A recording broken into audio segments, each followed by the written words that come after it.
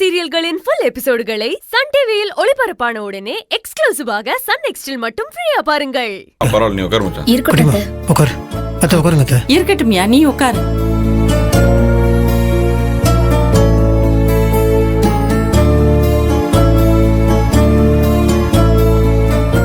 ஏன் இப்ப நீ கண் கலங்கிட்டு இருக்க? அதான் அம்மா சொல்லிச்சுல, எல்லாமே இனி சரியா போயிடும். இனி நமக்கு ஒரு குறையும் வராது, எல்லாரும் நிம்மதியா தான் இருக்க போறோம். சரியா? சும்மா இதுக்கு போய் கண் கலங்கிட்டு அதான் மச்சான் வந்துட்டார்ல, எதை பத்தியும் கவலைப்படாம நிம்மதியா இரு. என்ன? ஆமா புள்ள, இனிமேல் ஒரு பிரச்சனையும் வராது. நீ வீணா மனசை போட்டு குழப்பிக்கிறாத புள்ள. ஆமா, நமக்கு எல்லா பிரச்சனையும் தீர்ந்து போச்சு. இனி இந்த வீட்டுல சந்தோஷம் மட்டும்தான் நிலைக்கணும். மனசுக்குள்ள எந்த ஒரு வருத்தமும் இல்லாம சந்தோஷமா இரு. இல்ல மாமா, இனியும் பிரச்சனை இல்லைன்னு சொல்ல முடியாது.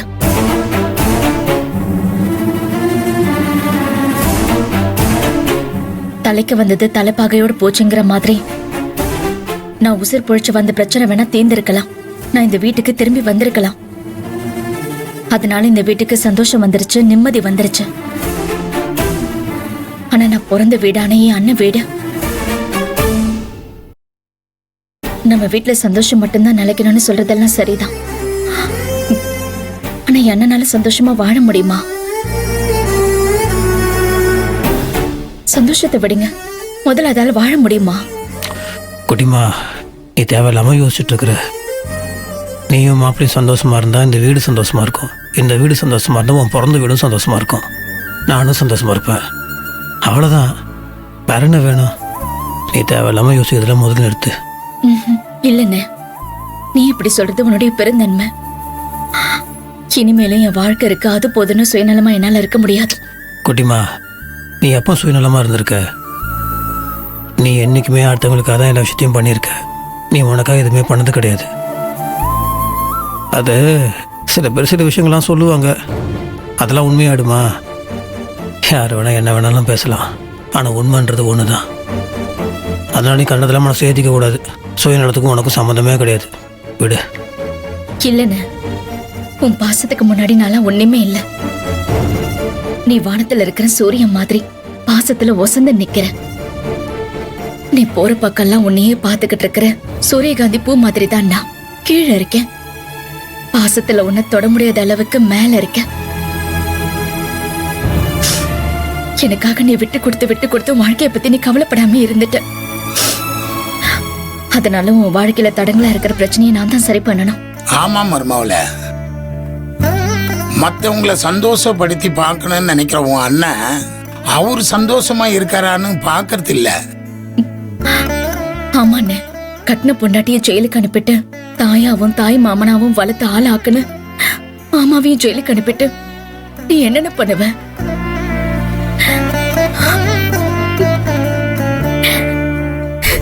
நீ முதல்ல அழுகிறது நிறுத்துறியா? பாரு, எனக்கு எவ்வளோ பிரச்சனை வந்தாலும் அதை நான் தாங்கிப்பேன். ஆனால் நீ அழுகிறதுல என்னால் பார்த்துட்டு இருக்க முடியாது. விடு குட்டிமா, மனசு நான் பிறந்த பிரச்சனை இருக்க தான் செய்யும். அந்த பிரச்சனையெல்லாம் விட்டு நம்ம ஓட முடியாது. எந்த பிரச்சனையாக இருந்தாலும் நம்ம சமாளித்து தான் ஆகணும். இதையும் சமாளிப்போம். பொண்ணி பிரச்சனை கூடி சீக்கிரம் சரியாயிடும். இல்லைண்ணே, பொண்ணு சரிப்பட்டு வருவாளான்னு தெரியல. ஜெயில் வாசல் அவ பேசிட்டு போனதை பார்த்தா அவ சரியா இருப்பான்னு தோணல. துவரா, உன் அண்ணனுக்கு நிச்சயமா ஒரு நல்ல வாழ்க்கை அமையும். யார் என்ன பேசினாலும் பேசிட்டு போட்டோம். இப்போ இதுக்கு முன்னாடி அவர் வாழ்ந்த வாழ்க்கையெல்லாம் நிம்மதியாவே இல்லை. அதனால இதுக்கப்புறம் ஒரு நிம்மதியான வாழ்க்கையை அவருக்கு அமைச்சு கொடுக்கறது நம்ம பொறுப்பா இருக்கணும். ஐயா, மாப்பிள்ள இன்னொரு வாழ்க்கையா? ஐயோ, அதெல்லாம் ஒன்றும் வேணாம், இதுவே போதும். மனுஷன் ஒரு வாட்டி தான் பிறக்கிறான், ஒரு வாட்டி தான் இறக்குறான். வாழ்க்கையும் அப்படிதான், ஒரு வாட்டி தான் இருக்கணும். எவ்வளவோ பார்த்துட்டேன் மாப்பிள்ள, இதையும் பார்த்துட்றேன், விடுங்க. இந்த பாரு, நீ இன்னொரு தடவை என்னை பற்றி கவலைப்படுறதுலாம் நிறுத்தினா எனக்கு சந்தோஷம். அதை பண்ணு போதும். சரியா? சாப்பாடு ரெடியா இருக்கு, வாங்க எல்லாரும் சாப்பிடலாம். எல்லாம் நீ சொன்னது மாதிரி நல்லதே நடக்குமியா, வா. வா மச்சான் எப்போ வா கை கழுவு. அத்தை எல்லாமே ரெடியா இருக்கா?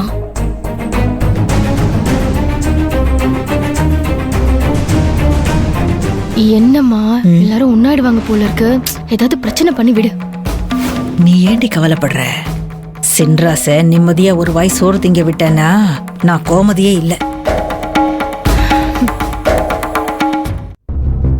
அன்னைக்கு இவங்க தான் டியூட்டி பார்த்த நர்ஸ் மேடம். அன்னைக்கு நடந்த மாதிரி உண்மையை சொல்லணும். நீங்க சொல்றதுல ஒண்ணு தப்பா இருந்தாலும் நான் கண்டுபிடிச்சேன். நான் எப்படி நடந்துப்பேன்னு எனக்கே தெரியாது. இல்ல மேடம், நடந்த உண்மையை ஒண்ணு விடாம சொல்லிடுறேன் மேடம். கேளுங்க மேடம். சரவணன் கேஸ அட்டென்ட் பண்ணது யாரு? நான் தான் மேடம். சரவணன் காணா போன அன்னைக்கும் நீங்க தான் டியூட்டில இருந்தீங்களா? ஆமா மேடம். அன்னைக்கு என்ன நடந்தது? அவர் கோமா ஸ்டேஜ்ல இருந்தாரு. அவர் வழக்கமா அட்டென்ட் பண்ற மாதிரி பண்ணி மெடிக்கல் ட்ரீட்மெண்ட் கொடுத்துட்டு பாடி அப்சர்வேஷன் பண்ணி குறிச்சிட்டு தான் வந்தேன். அப்புறமா மிட் நைட்ல ஒரு தடவை போய் பார்த்தேன்.